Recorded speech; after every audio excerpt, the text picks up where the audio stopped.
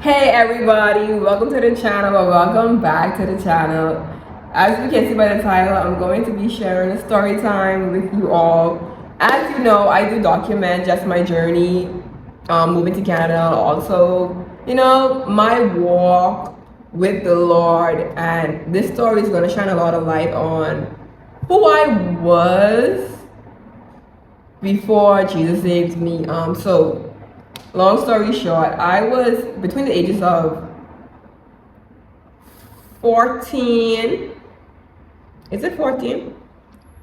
I'm gonna say 15 and 16. I was in abusive relationship. So when I was in the 10th grade, okay, let's call this guy John, right? I met John, and from the beginning, the relationship, from I met him, like the first encounter with him, second encounter with him was verbally abusive. Okay? And as the relationship continued on throughout my years, it continued to be verbally abusive and went on to physical abuse. And I just want to share a light on this because I think that a lot of us, especially as women, we battle with a lot of insecurities. We battle with what society says we should look like, how we should look, how we should walk, how we should talk. There's a image that this is how a woman should be, this is how a woman should look. And from an early age, I battled with that. I did not have a father figure in my life. My dad wasn't there. And although I have a good relationship with my father now, but the truth still remains that he wasn't there through those times in my life. And I think my mom had to be the mother and the father, so she came off very stern in her relationship with me. Not a lot of affection and not a lot of love that was there, or that was shown, I should say. Through that, I think, and also I think what I have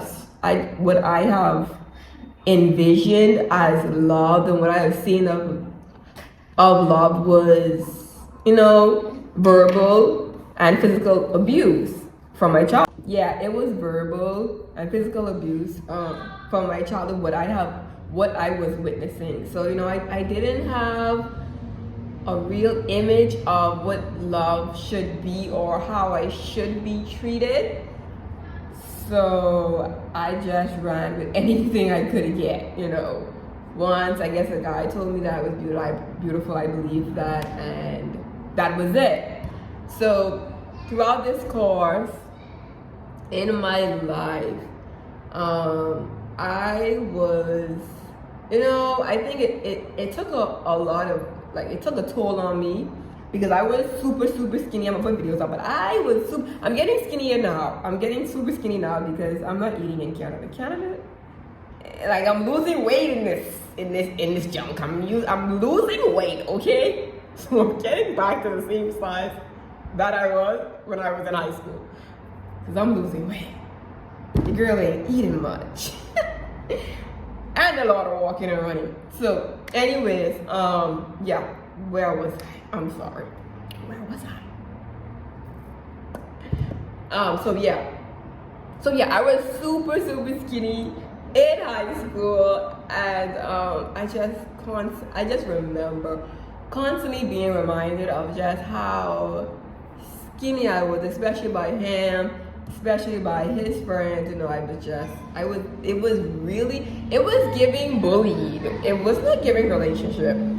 It was giving bullied, okay? So I was bullied, and I probably just thought it was a relationship. I don't know what it was, but it was giving bullied. And I remember, like, a lot of times throughout my entire high school, especially like I think grade 10 and 11, I used to cry so much when I reached home because I was just so insecure. I wanted to look a certain way, and I didn't feel beautiful. I didn't feel loved, so I battled a lot with that. And I know I'm sharing this story because I know that, like I said, especially as women, we go through a lot. We go through a lot. Not saying that men don't too when it comes to physical appearance, but we go through a lot, and we tend to seek validation from men. And that is the most scariest thing that you can ever do. You know, because you can imagine someone, a man that is lost, and you trying to find your worth within him, you're going to be heartbroken. It's not going to end well. And, you know, just some examples of, I remember one time when I was walking, I think I was walking downstairs, and he was upstairs. And I'm not going to lie to y'all. He hawked like, and spit at me. I remember things like that. Like, he just spit at me, and he would sometimes, you know, he would like, I remember just being choked to where I was like, I'm gonna die. And mind you, now these are a situation that happened in front of my friends. I love y'all, but it happened even in front of my friends. And I know, like, for me, I laugh a lot, and I used to use laughter like as a mechanism to cover up how I really feel. It was super, super bad. He would like put his hand in dirt and try to swing on me. Like, it was so much that I was dealing with. He would he would take my shoes sometimes and like he would throw it in the air. I remember one time my shoes almost got caught on the roof. He would throw my bag in the bush. It was crazy things, and I just remember all of these things, like, because, you know, sometimes we bury things, we bury our past, but, you know, I just remembered these things, and then I was like, wow, I really, you know, although I pretend like it never happened, that's a real issue. Like, I was actually in an abusive relationship. Like, that was not funny, and that was not cool at all. And I the truth is, I do believe that, you know, at the end of the day, when we don't have people in our lives to show us how it should be, especially at a really, really young age, we're going to go off assumptions, I guess, of how we feel, you know, and liking the quote unquote the bad boy in school. For some reason, it's so attractive. It's so attractive, and it's so crazy to me, but it's just crazy to me that we just want the guy that is no good for us. That's how I know it's just your flesh. You know, your flesh doesn't want anything good for you. You know, the flesh just is out to kill you. So yeah, I was going through a lot, and I remember one time I got, like, he stole, I think at that point it was iPods. He stole my iPod. I was going through it, and I thought it was love. I used to get called the B word, all the word. Like, nobody wants their 14, 15-year-old daughter to be treated the way I was treated. And, you know, I want to say this because I know there are still women out there that still, not women, but yeah, women or men out there that probably still may have a lot of, I would say, insecurities, because that's how the world works. You know, the world would really, really make you feel worthless, and even as you go through experiences in your life, it's gonna make you feel like you're not worthy. You know, like, I'm not good enough. I don't look. My nose is too big. My ears is too small. I'm too black. I'm too white. I'm too skinny. I'm too big. No, you are perfect. God says you are perfect. And when I came to God, it you know, on top of I don't care anymore, I also just feel free. I don't feel burdened to need to kind of fit in. Like, I walk my own lane. I am who I am. I don't need social media to tell me otherwise, you know. That's why it's so important to always read God's word and read the truth of what He, you know, you gotta go to your creator, the person that molds you and created you. He knows you better than you know yourself. You go to Him to get anything you want to know about yourself. You go to Him. You don't listen to the lies of maybe what your ex told you. You don't listen to the lies of what maybe your dad told you. You don't listen to your mom, your aunties, your uncles, your cousins, because listen, they don't know you. They don't know you like God knows you. Okay? When you look at Joseph, his brothers didn't know him because just what he said it was, that's what happened. Okay? That's what happened. So just be encouraged and know that you are beautiful.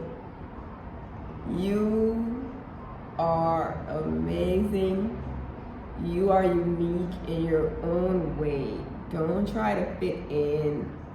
Don't try to be something that you're not. You know, we're in a world that, especially with women, all the plastic surgery, all the this, all the that, and people, you know, they're trying their best to continue to look youthful, trying their best to be appealing to men, and then they make this excuse as, I did it for myself.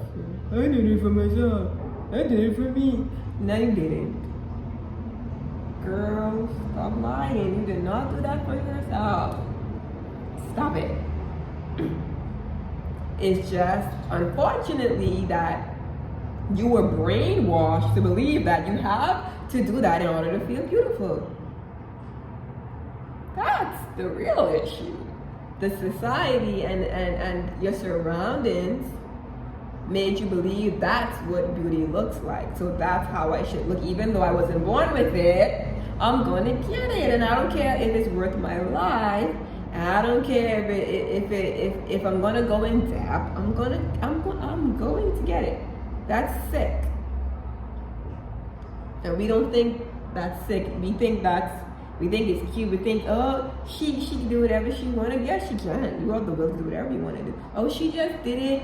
She did it for herself. No, I don't believe that. I'm sorry, but I don't. So yeah. That's just what I want to share with you guys. It was rough. My teenage years was crazy. Like, and that's just like the things that I've shared. It's so much more than that. It is so much more than that. I tell you. And my husband, because after that, then I met my husband at the age of 17. And, you know, I thank God for him every day because he showed me how a woman should be treated, you know.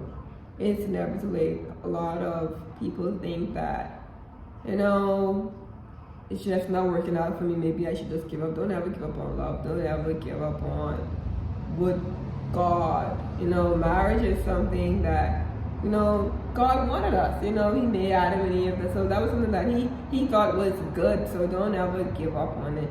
Don't ever feel like all men are the same, or don't ever feel like all women are the same, because that's not true.